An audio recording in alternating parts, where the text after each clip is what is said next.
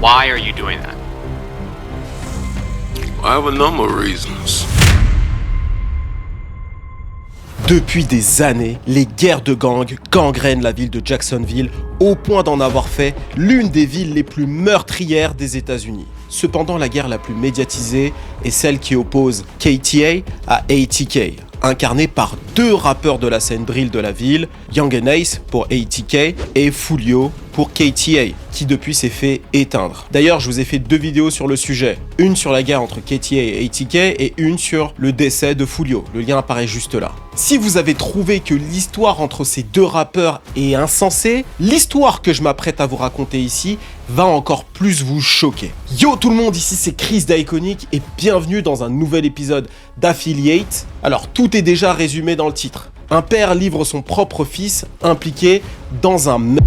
Aujourd'hui, il risque la prison à perpétuité. Dans cette vidéo, je vais tout vous raconter en détail. Ça va être une vidéo storytelling et en même temps, on va revenir sur le procès qui a eu lieu fin juillet. Et à la fin, j'ai une question à te poser. Est-ce que tu aurais fait comme le papa? Parce que c'est vrai, comme ça, lorsque tu vois les choses de l'extérieur, tu te dis, mais quel traître! Mais lorsque tu as tous les détails, il se peut que tu vois les choses différemment. En tout cas, je vais te donner mon avis. N'oublie pas de liker, commenter et de partager un maximum. Avant de commencer cette vidéo, je tenais à vous remercier du fond du cœur pour le soutien sur la chaîne Iconic Plus. Alors pour ceux qui n'ont pas vu la dernière vidéo, on a lancé l'un des formats les plus importants pour Iconic sur cette chaîne, le iNews, qui est votre JT rap et pop culture. Dans ce format-là, on revient sur l'actualité du jour dans le monde du rap US et rap français, mais aussi gaming, sport, mode, société, business, bref. On revient 2 fois par semaine, le mercredi et le vendredi pour l'instant,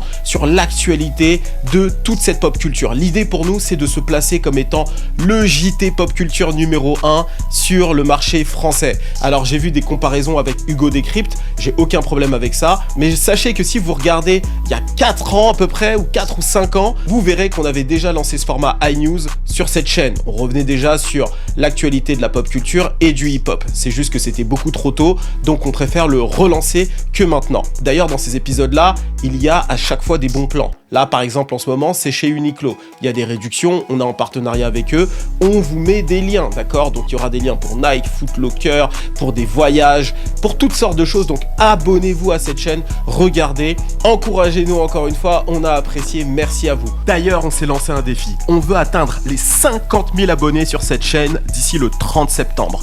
On sait que c'est possible avec votre force. Il vous suffit pour ça de scanner le QR code qui apparaît sur votre écran si vous regardez depuis votre télé. Vous vous abonnez et vous activez votre cloche, ou bien vous allez sur le lien dans la description et sur le premier commentaire. On a déjà 3 vidéos en ligne en comptant celle qui va sortir ou qui vient de sortir sur cette chaîne. On commence l'épisode. Sans plus attendre, on y va.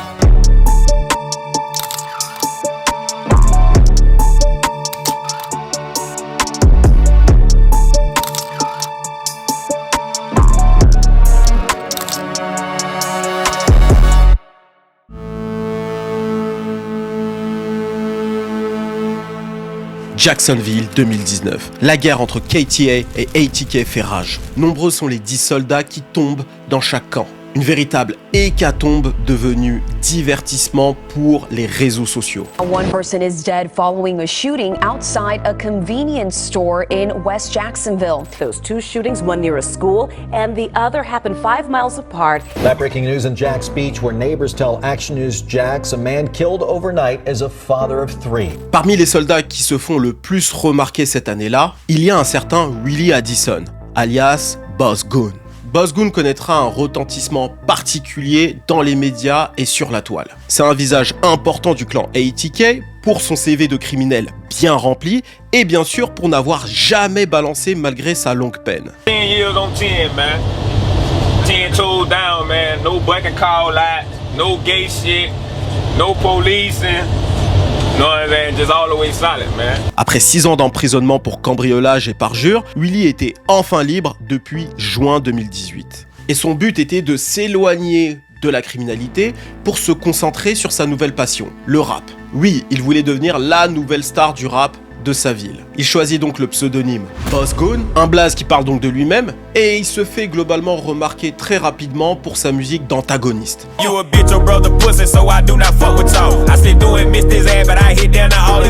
Très vite, son nom prend de l'ampleur, il fait de plus en plus de vues sur YouTube, il est contacté pour faire des showcases, les opportunités affluent, et les hops également. Le 15 janvier 2019, Boss Goon poste cette affiche sur Facebook qui annonce sa future performance dans un club. Sur ce fichier, il y a toutes les informations relatives à l'événement. La date, le 15 janvier. Le lieu, le Paradise Gentlemen Club. Toutes les informations nécessaires pour ne pas rater sa performance. Et pour ma part, pour ne rien rater, j'utilise NordVPN.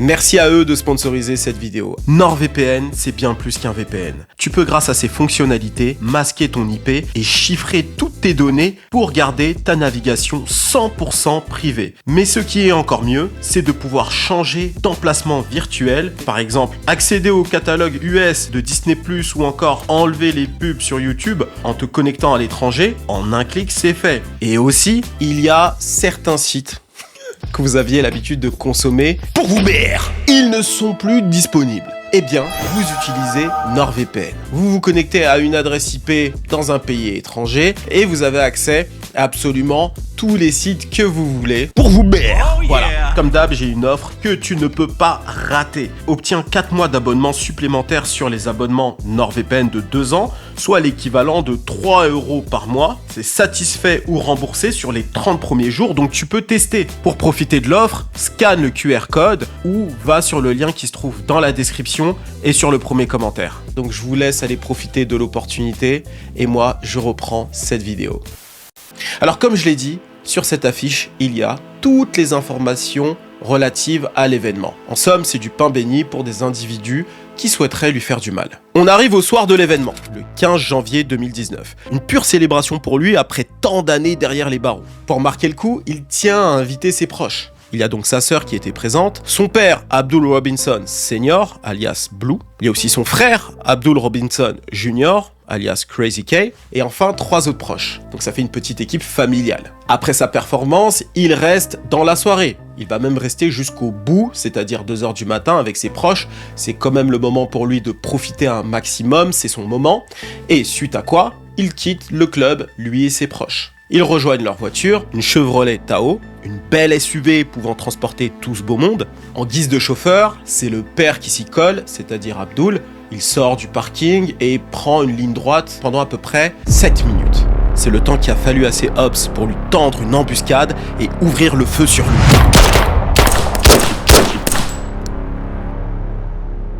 Driving along Emerson.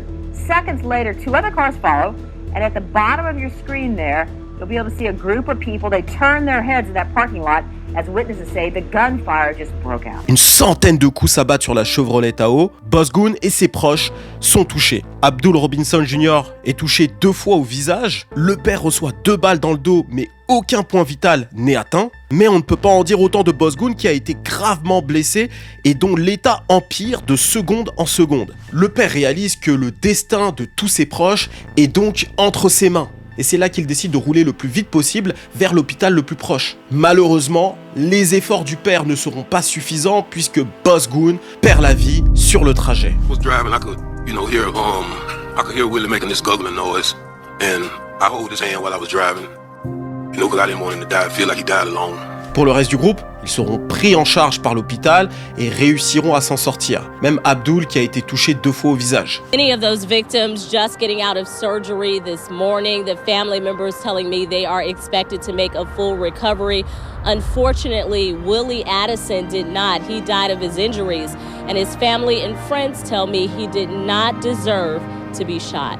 Dire que la mort de Boss Goon a créé un engrenage de la haine serait complètement faux. Jacksonville était déjà dans un piteux état niveau sécurité, avec l'un des taux de criminalité les plus élevés aux États-Unis en 2018. On compte à peu près 139 homicides dans la ville cette année-là, c'est énorme. Par contre, ça réveillera des envies de vengeance auprès d'une personne qui n'était pas là lorsque Boss Goon s'est fait assassiner.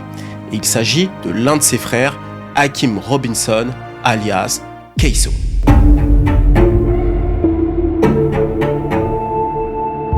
Le passé carcéral de Boss Gun était loin d'être une exception dans la famille Robinson. Tous les garçons connus du grand public ont également des antécédents avec la justice. À commencer par le père, Abdul Robinson Sr. alias Blue. Après 11 ans derrière les barreaux jusqu'en 2009, le père avait construit en quelque sorte une réputation de dur dans les rues de Jacksonville. Et au vu de cette image, les gens ont naturellement pensé qu'il allait lancer des représailles contre les assaillants de son fils, à tel point qu'ils en ont fait des rumeurs. Et Abdul a tenu à démentir tout ça publiquement lors d'une interview donnée sur une chaîne télévisée locale. He wants people to know he's not retaliating for the murder of his son. I want justice for my son. I'm not sending nobody out there. They got quote unquote, I'm supposed to have hits.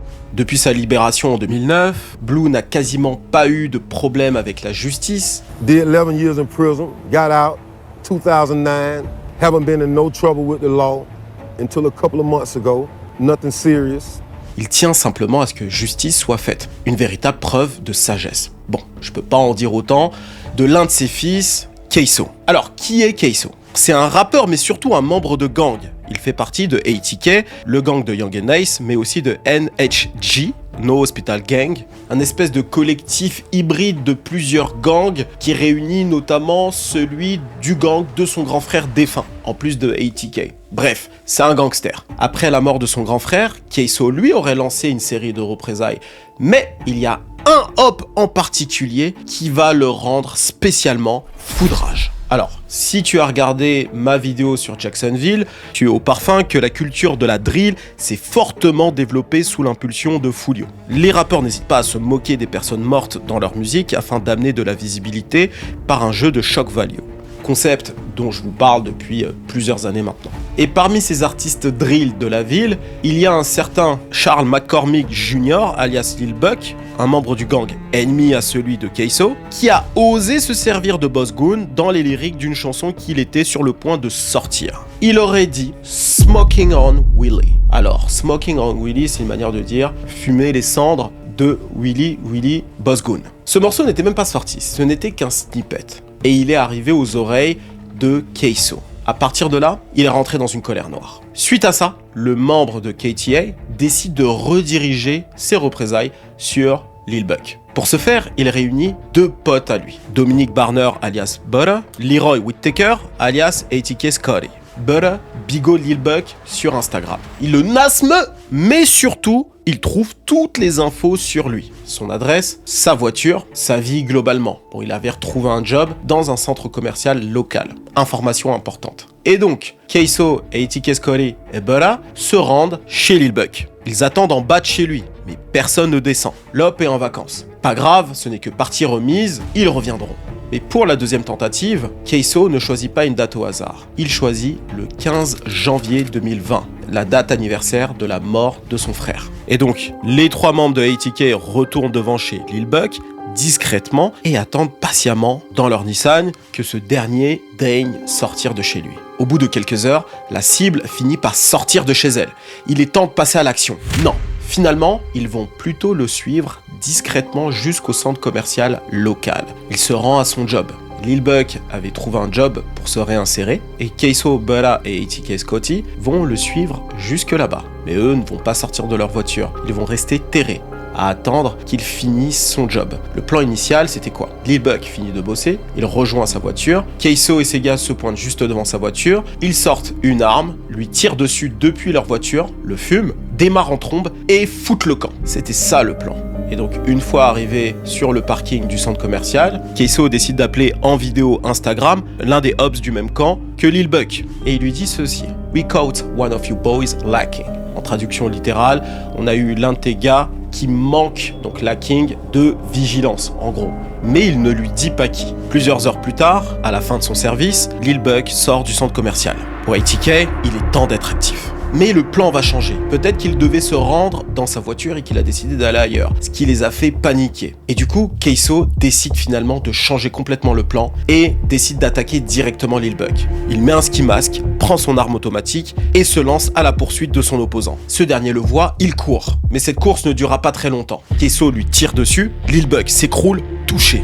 À terre, il n'a plus aucune chance face à son assaillant. Kayso se penche au-dessus de lui et envoie du métal brûlant en plein visage. Lil Buck s'est éteint sur le champ. Un M en pleine journée à côté d'un centre commercial, forcément ça attire l'attention et en particulier celle d'un policier hors service qui se lance à la poursuite de Keiso. Ce dernier fonce dans la Nissan et les trois complices prennent la fuite. Après quelques minutes de course, la voiture se crache. Les trois garçons sortent de la voiture et se mettent à courir. Le groupe se sépare. Keiso s'enfonce dans les bois, Scotty et Butta courent d'un autre côté vers une maison et s'y introduisent la pensant vide. Là-bas, ils y cherchent des vêtements, s'y changent en vitesse et attendent que les choses se calment. Sauf que la femme qui habitait dans cette maison y était ou alors est rentrée et les a vus. Et a voulu donc les chasser. Les deux gangsters n'étaient pas cordas, ils l'ont étranglé pour l'empêcher de crier, et ensuite l'ont maintenu en otage, le temps de trouver une solution. En dernier recours, Scotty décide d'appeler de l'aide. Son oncle, Abdul Robinson Sr., alias Blue,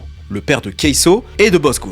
Le neveu fugitif lui explique la situation et lui demande de venir les chercher. Abdul accepte. Il vient les chercher en voiture, récupère les vêtements, va derrière un Burger King et brûle les tenues du crime. Et ensuite, retour au bercail. Et là, tu te demandes probablement qu'est-ce qui est devenu Keiso. Eh bien, de son côté, après une belle course-poursuite, une certaine Nathalie, qui serait la copine du cousin d'Hakim, est venue le chercher pour le déposer quelque part. D'après ses dires, elle ne sait pas exactement où il est allé la déposer. Il lui a sorti son téléphone avec une carte. Alors, c'était pas Google Maps, mais il y avait une carte et il lui a dit de le déposer à cet endroit-là. Elle s'est exécutée. Et donc, il a pris la fuite. Une fois loin des lieux, il a posté ceci sur Instagram.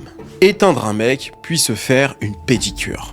Kill a nigga and get my toes done. Alors certes, ils ont réussi à fuir, mais ils ont laissé derrière eux une tonne de preuves. Que ce soit à travers les caméras de surveillance devant le centre commercial, de nombreux témoins les ont vus, il y a de l'ADN partout, et en plus de ça, des lyrics, des vidéos.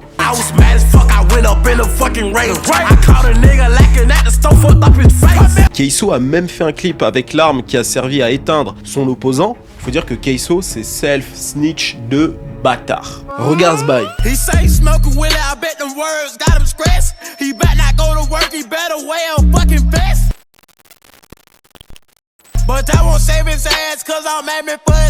Et bien sûr, il y a des snitch. Pas les moins impliqués et surtout les plus surprenants.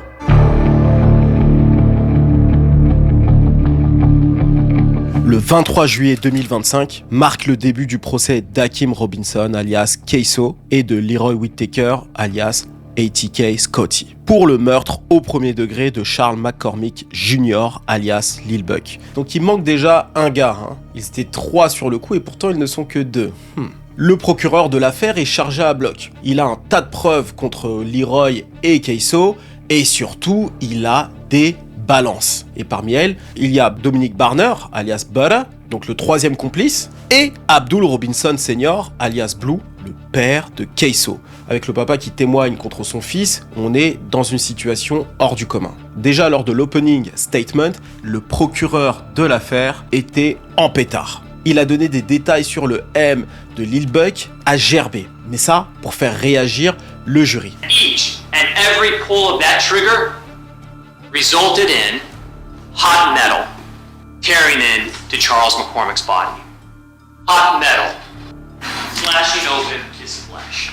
Hot metal ripping through his muscles. Hot metal blowing open his skull. Flesh, brain matter, even teeth were sent flying through the air. En 7 jours de procès, les témoins ont défilé à la barre pour donner leur version des faits. Dominic Barner, on va plus l'appeler Butta, hein, parce que là il est en civil, en citoyen, et donc Dominic a aidé le procureur à connecter toutes les informations entre elles. Les incriminations à travers les textes de musique. Smoking on Willie, mean. You smoking on a dead person.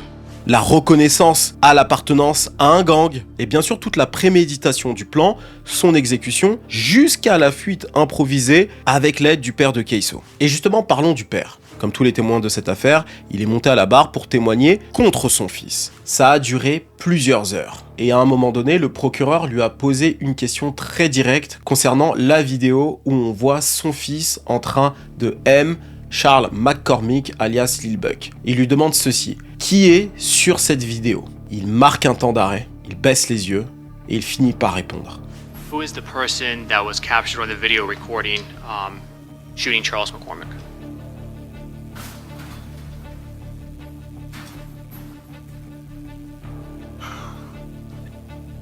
son. Cette décision a beaucoup fait réagir les réseaux sociaux, comme tu t'en doutes. Lorsqu'il était à la barre, on lui a posé la question « Pourquoi tu as accepté de coopérer avec la police ?» Il a répondu ceci. I have a number of reasons. What are they? I got some health issues. I got 2 6-year-olds and an 8-year-old daughter. And when my 8-year-old daughter asked me when I'm gonna come take her to the daddy-daughter dance, when she asked me over each year when I'm gonna come take her there, and I keep letting her down. Then my 6-year-old son, when he asked me if I'm gonna come to his football games. Comme ça fait plusieurs années que c'était acté qu'il allait coopérer avec la police, ça avait déjà fait du bruit. L'annonce que le papa allait balancer son fils avait déjà fait du bruit. On avait d'ailleurs partagé l'information. D'ailleurs, n'oublie pas d'aller nous suivre sur Instagram, TikTok, Facebook, bref, tous les liens sont dans la description, tu rates si tu n'es pas abonné là-bas. Et voici ce qu'il avait dit sur les réseaux sociaux. Si ça avait été moi et mon père, dans une situation comme ça, j'aurais libéré mon père depuis longtemps. En réalité, il a quand même raison sur ce coup. Il n'était pas dans l'affaire. Il n'a pas commandité le M de Lil Buck. Il ne savait pas du tout ce qui se passait. Ce qu'il s'est contenté de faire, c'était de venir aider son neveu. Il est venu les récupérer et d'ailleurs même, il est allé jusqu'à brûler les vêtements derrière le Burger King là. Donc il a vraiment voulu les aider. Et il y a beaucoup de gens qui ne l'auraient pas forcément fait. Et en faisant ça, il a été mis dans cette affaire. Et ce que lui attendait, c'est que son fils le dédouane de tout ça en disant « mon père n'a strictement rien à voir avec ça, c'est moi qui ai pris la décision d'aller venger mon frère, et il se trouve qu'il s'est retrouvé au mauvais endroit, au mauvais moment, donc ça sert à rien d'aller l'inculper. » Chose que Keiso n'a pas fait. Du coup, son père a décidé de prendre les devants et de se libérer de ce poids. Mettre quelqu'un comme ça sur un fait accompli, il t'aide et après il risque la prison avec toi et tu l'aides pas derrière, très compliqué. Mais quand même je vais être fair, le père n'est pas à son coup d'essai quand il s'agit de balancer. Et oui, parce qu'en 99, d'après mes recherches, il avait déjà balancé dans une affaire qui mêle un policier véreux. En gros, il avait balancé ce fameux policier pour une réduction de peine.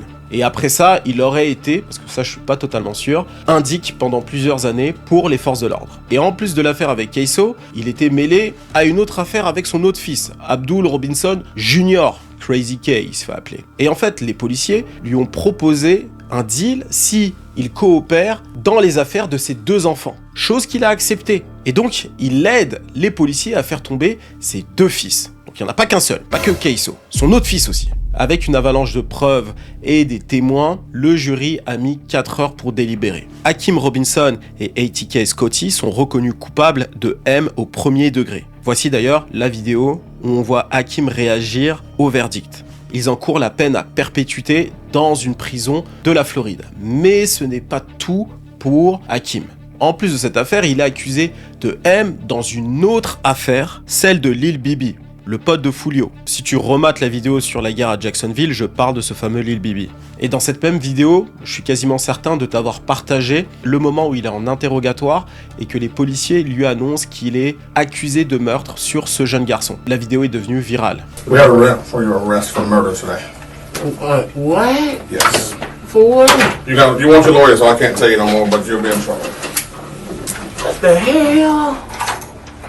Dans cette affaire aussi, il semblerait qu'ils aient des tonnes de preuves en plus des clips où il s'est moqué à plusieurs reprises de la mort de Bibi. Et cette affaire que je vous partage qui fait partie de l'actualité, si je vous la partage, c'est pas simplement parce que c'est une affaire de gang à Jacksonville et que ça peut nourrir le fantasme des gens, etc. Non, c'est surtout parce que c'est une histoire familiale déchirée où un père en vient à pointer son propre fils du doigt pour sauver sa peau. Donc cela pose la question de la loyauté. Jusqu'où un père doit être loyal? Est-ce que c'est au détriment de sa santé, de sa liberté ou de sa vie, quoi que le fils ait fait? Est-ce que selon vous, il y a certaines limites? Est-ce que vous êtes d'accord avec le choix d'Abdul, c'est-à-dire le papa? Ou alors vous pensez que c'est une grosse balance et qu'il mérite d'aller en prison parce qu'il a l'habitude de balancer? Dites-moi tout en commentaire, j'aimerais bien avoir votre avis. Vous, si vous étiez père ou si vous êtes père, si vous êtes mère aussi d'ailleurs, parce qu'il y a beaucoup de femmes qui regardent, est-ce que vous seriez capable de balancer votre enfant dans une situation similaire? Dites-moi tout en commentaire. préciser votre point de vue. Je sens que les commentaires vont être passionnants. Merci à vous si vous êtes encore là, si vous avez regardé toute cette vidéo. Alors j'adore faire ces vidéos de façon storytelling, avec beaucoup d'informations, documentaires, etc. C'est ça qui donne beaucoup d'intérêt aux affiliates. Si vous aimez ce type de format, n'oubliez pas de liker et de partager un maximum. Et surtout, n'oubliez pas NordVPN, obtenez la réduction et les 4 mois gratuits. Le lien se trouve dans la description et sur le premier commentaire et bien sûr sur l'écran avec le QR code. Suivez-nous sur les réseaux sociaux. Pour les entrepreneurs de ma communauté qui veulent apprendre des réseaux sociaux, de la création de contenu, bâtir un culte following, toutes ces choses-là, inscrivez-vous sur la newsletter d'Iconic, elle apparaît juste là. Et pour toute la communauté, les 100, 200, 300 000 personnes, voire plus qui vont regarder cette vidéo, allez suivre en masse la chaîne Iconic Plus, ok? On s'est donné pour challenge d'atteindre 50 000 abonnés d'ici la fin du mois de septembre. C'est largement faisable. Il faut juste de la bonne volonté de la part de la communauté. Donc, scannez le QR code, arrivez sur la page, vous vous abonnez et vous activez votre cloche. Et c'est comme ça qu'on avancera tous ensemble. On va poster de plus en plus de vidéos sur cette chaîne. Le but, c'est que ça devienne un programme quotidien, ou quasiment quotidien, du moins du lundi au vendredi. On aimerait bien vous sortir tous les soirs comme ça des vidéos avec l'actualité hip-hop, l'actualité pop culture, gaming, sport, cinéma, et vous partager un maximum de bons plans, d'accord? Et en plus, on a plein d'autres surprises, mais je peux pas tout vous révéler parce que j'aime trop parler, moi. Donc, allez suivre cette page un maximum. Merci pour tout le soutien que vous avez déjà donné pour les formats déjà existants. Retournez aller les voir, ça nous fait plaisir. Et nous, on se dit à la semaine prochaine. C'était Major d'Iconic pour vous servir. Cheers!